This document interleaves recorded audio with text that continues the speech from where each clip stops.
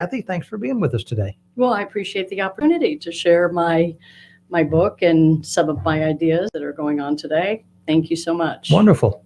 Cathi, you were an Army brat. Tell us about your father and especially your mother.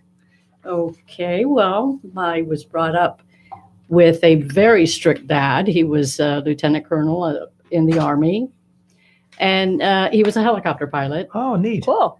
Yeah, so he was the one on the strict side. Mm-hmm. And then, of course, my mom was the one who always let us get away with stuff. I see. I hear you. So she was a very colorful person. I had two sisters and a brother, and they were awesome. You know, I was such a rebel back then that I really didn't fully appreciate it. And everything, of course, that they taught me, I had to go against the grain. And now I really wish that I had all that time back again. So, but then again, you chalked up some experiences you wouldn't have too.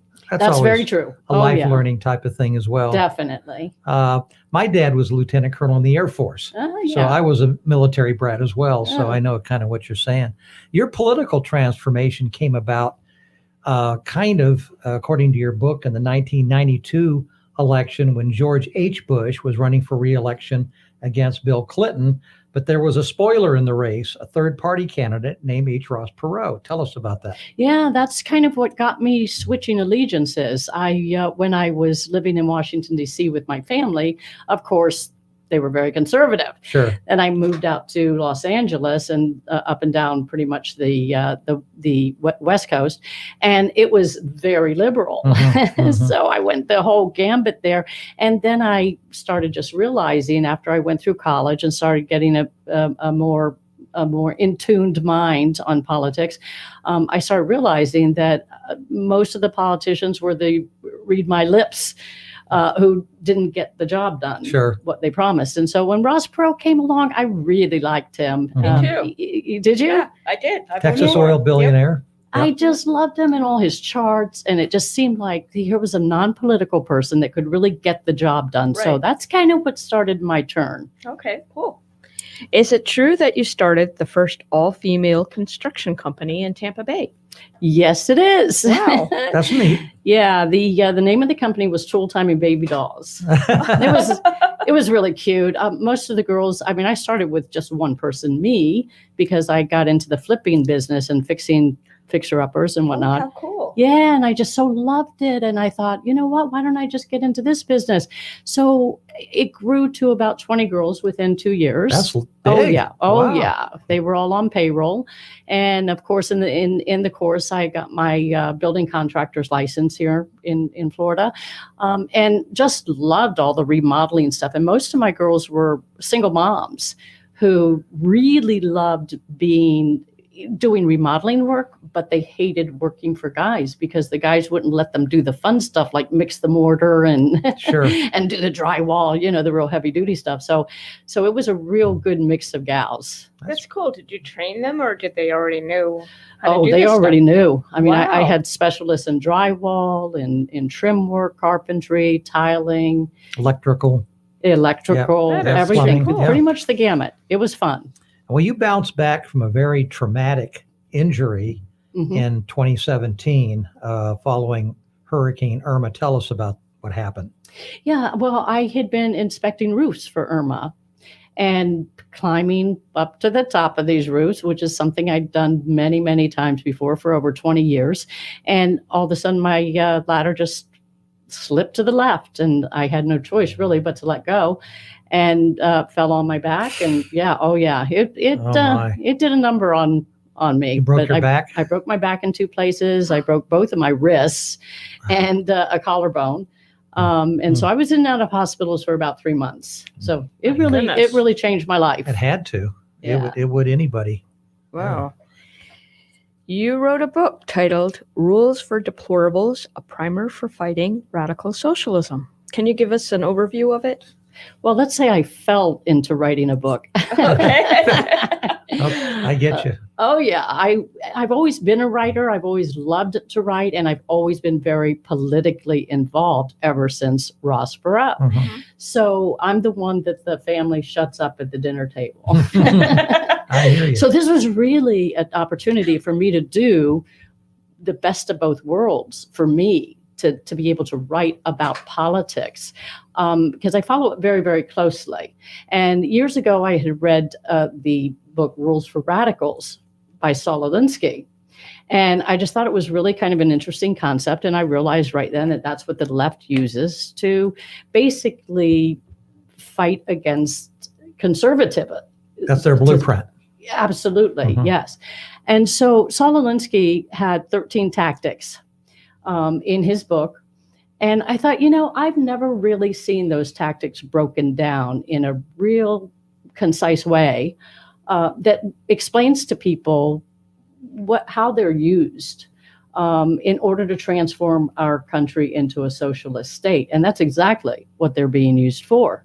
So I took one tactic per chapter, and I break them down, and I use current events to show how the left is using this against Trump and as well against conservative values. I see. All right. Well, in chapter 8 of your book, you cover the topic of President Trump's tweeting, which has become rather famous. Yeah.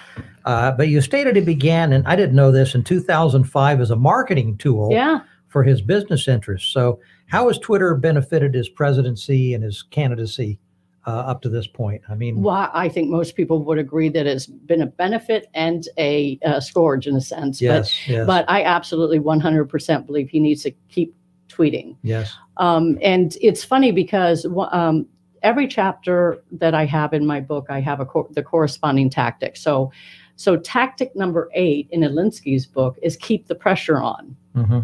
And I urge our president to keep the pressure on with his tweets, because that's what he does. Every time he tweets, it sends the left into chaos. And when they're in chaos, they scramble around and they don't really know how to fight him. That's interesting. But yeah, and here's another really interesting thing too, Kelly, is that Alinsky talks about Francis Marion. He was called the Swamp Fox in the Revolutionary War. And the reason he was called that is because he used guerrilla tactics. And these guerrilla tactics really irritated the British. And Cornwallis at the time would continuously call the Swamp Fox an ungentlemanly type of man. They would call unchristian, all the stuff that you hear the left calling Trump. Mm-hmm. And he would just, why? Because the Swamp Fox kept the pressure on. Right. By using guerrilla tactics. So Twitter, he controls the narrative. He does. Absolutely. And most people, it hurts their ears when he says things that are, off color. Yes. But all in all, he absolutely needs to keep at it. And anybody who tells him he shouldn't has no business giving him any advice at all. Right. Well, like you said, it's been a plus and a minus. On the one end, he sometimes goes off, but that's what attracts a lot of people to him. He's unvarnished. Yes. And they like the fact that he's not politically correct all the time. On the other hand, some people feel that he offends certain groups and people and what have you. So he gets some criticism, which might be called by some deserved.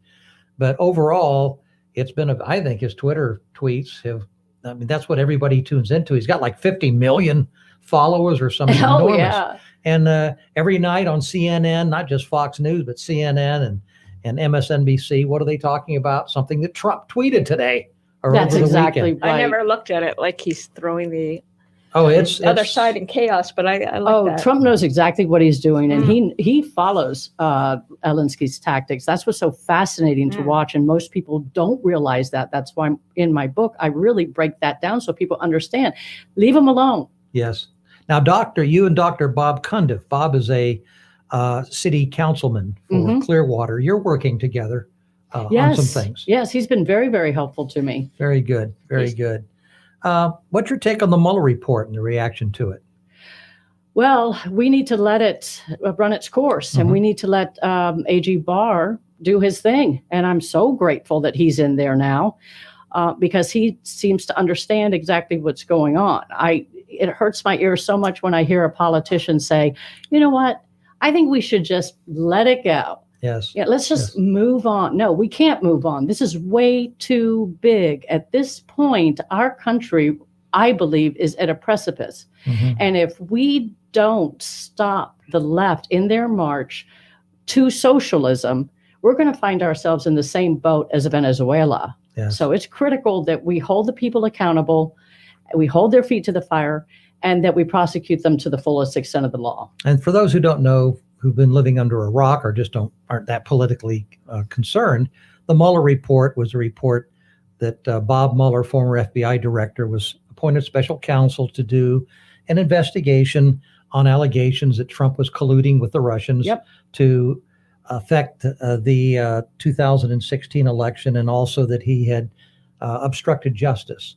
The Mueller report, over 400 pages, I think 18 or 19 lawyers full-time, and all Democrats. A couple of thousand subpoenas that were issued, and 500 interviews, and on and on and on and on. Almost 2 years, $35 million.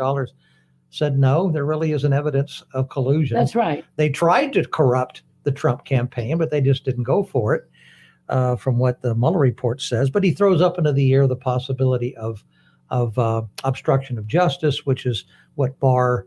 Now they're trying to turn the narrative and make him the subject of a pie throwing contest and diverting it away from the issues.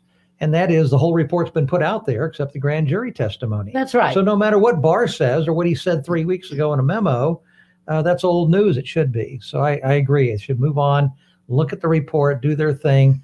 But mainly we need to take care of the things that the country's concerned about.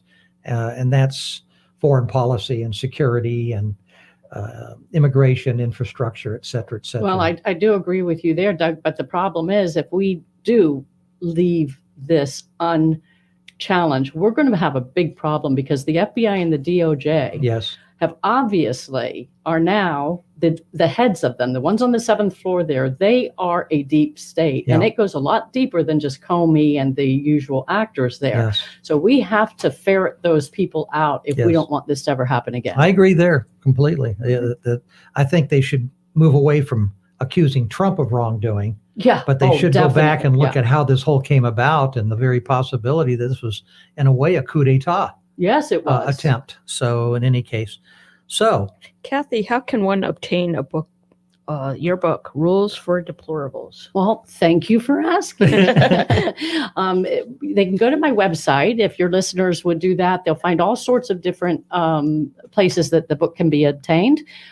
It's available on Amazon in both paperback and Kindle formats, but it's also available at over 39,000 distributors worldwide. So if they go to my website, they'll get all the information there, which is www.rulesfordeplorablesbook.com. Okay. Excellent.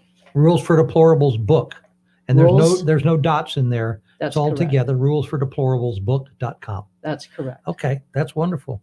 Well, thanks for being with us today. Hey, good luck with the book. I appreciate that. Thank you so Timing's- much. timing's- It's important to get the word out. And the timing's good. The 2020 elections are upon us, and people are more politically energized than normal this time of year and going for the next year. So I think you got a good thing here. Thank you. All Thank you right. both very much for having me. Great.